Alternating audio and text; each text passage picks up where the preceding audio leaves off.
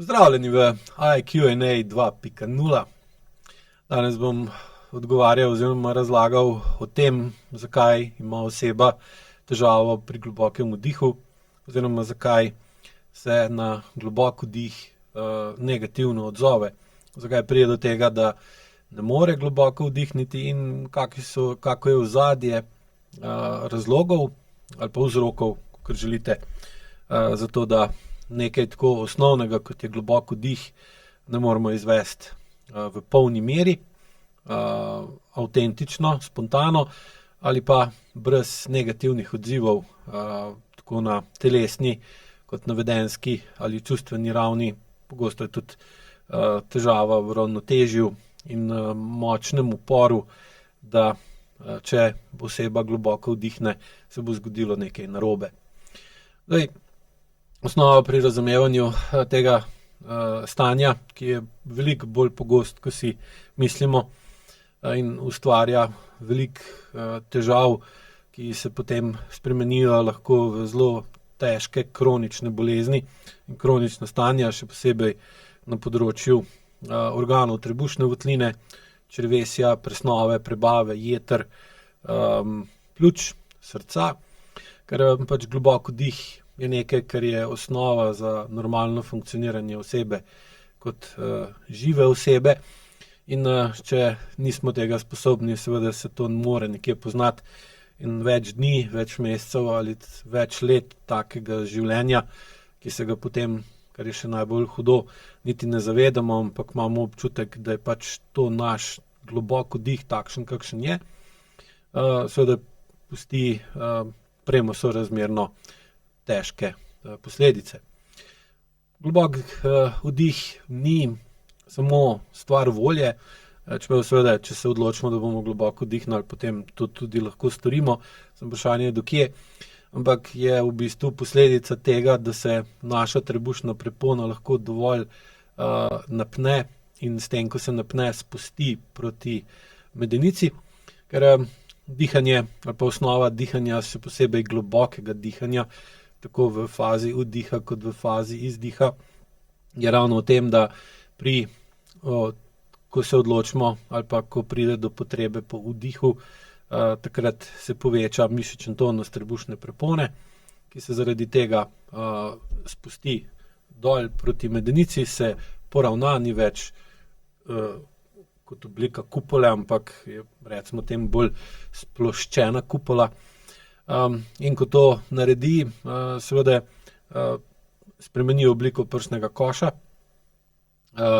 Prsni koš, ker se napne in se splošči, porine prsni koš v spodnjem delu ven,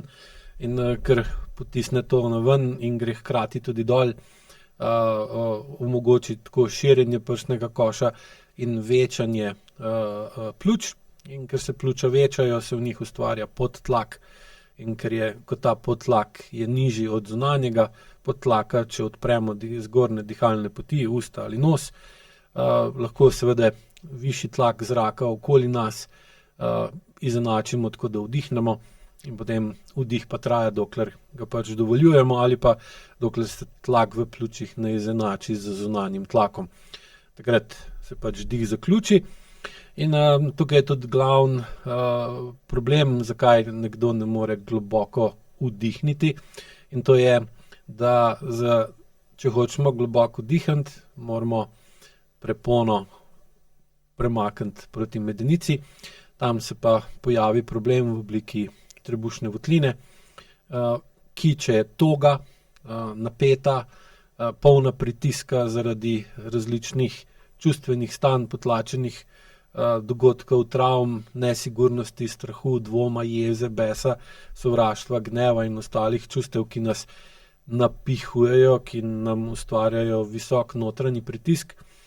Seveda ta pritisk je v trebušni votlini in ga ne moremo dati drugam, ker nima kam iti dol. Od spodaj je medenica na pot, zgoraj je trebušna prepona, ki bolj ko jo stiskamo, bolj je neprepustna in deluje kot neke vrste zid, ki ne spusti energijo iz trebušne votline v prsni koš proti srcu in potem v roke ali pa obraz v obliki čustev in dejanj in gibanja. Seveda ostane ta energija v trebušni votlini in bolj ko z povišanjem mišičnim tonusom trebušne prepone rinemo dol, večji je pritisk v trebušni votlini, ki rine nazaj gor in v določeni točki je sila, ki jo ustvarimo s dviganjem napetosti v trebušni preponi, premajhna, da bi lahko spremenili obliko prsnega koša. Hkrati pa zaradi tega, ker imamo v trebušni votlini previsok tlak, ki ustvarja protisilo gibanju trebušne prepone, se seveda tudi energija, ki jo vlagamo v vdih, porablja za premagovanje nasprotnega upora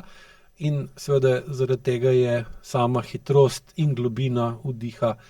drugačna. Seveda, lahko si predstavljate, da je to podobno, kot če bi kolesarili z vetrom v prsa. Truda vlagate nesorazmerno veliko, hitrost, s katero se pa premikate naprej, je pa temu primerno manjša.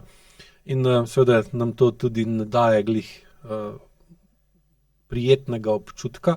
ne daje nam občutek, da lahko svobodno zadihamo, ker osnova svobodnega dihanja je, da smo sposobni narediti globok vdih. In tukaj se pojavi težava v trebuhu, oziroma še običajno največji problem trebušna mišica, ki je zaradi strahu, obupa, razočaranosti, zadržanosti pred izražanjem tega, kako smo in kaj imamo v sebi, kaj nam gre na jetra, koga imamo v želodcu ali kaj ne moremo prebaviti. Ker če se bojimo to izraziti, seveda potem zaradi strahu napnemo trebušno mišico in ta seveda omejuje in onemogoča ali pa otežuje spremembo oblike trebušne votline, kar pomeni, da ne pustimo trebuh, da gre ven, in ker trebuh ne gre ven, potem tudi trebušna prepona ne more iti dol in seveda je učinkovitost vdiha temu primerno slabša in je globok vdih nekaj, kar čutimo na telesni ravni, da ni dobro, da smo v tem neučinkoviti, da je nekaj, kar nam ne paše in mogoče tudi nekaj, kar niti ne potrebujemo, hkrati pa se niti nočemo tega zavedati, kaj preveč, ker bi se potem morali začeti zavedati, zakaj pa imamo tak napet trebuh, zakaj je naša trebušna mišica trda pa zaklenjena, ker bolj ko razumemo, da je kakovost dihanja odvisna od sodelovanja med trebušno prepono, trebuhom, rebri, hrbtom in prsnim košem, bolj nam postane jasno, da če ne dihamo pravilno, da je tukaj problem v odnosih z okoljem, v našem notranjem odnosu do samega sebe in dejansko je potrebno sprejeti v določeni točki, da ne moremo dihati globoko, zato ker nam to telo ne dovoli. Telo pa nam to ne dovoli, ker mu tega ne dovoli okolje, v katerem smo, ker globok vdih poveča verjetnost, da pride do močnih čustev, pride do močnega izražanja, pride do močnega vpliva na okolico, ki pa seveda potem ima zaradi tega težave s tem, kar mi počnemo, kakšnimi smo, ker na njih vplivamo in bolj, ko mi na njih vplivamo, seveda bolj se aktivira zakon o vzajemnem učinku. Ta pa pomeni, da kakšna je naša akcija, takšna je tudi naša reakcija in zaradi strahu pred reakcijo na našo akcijo je najbolj modro in varno, da naše akcije ni ali pa da je ta akcija majhna, šibka, obotavljajoča se, kar pa seveda zelo kvalitetno omogoči blokada globokega vdiha, ker v bistvu niti ne pride do tega, da bi lahko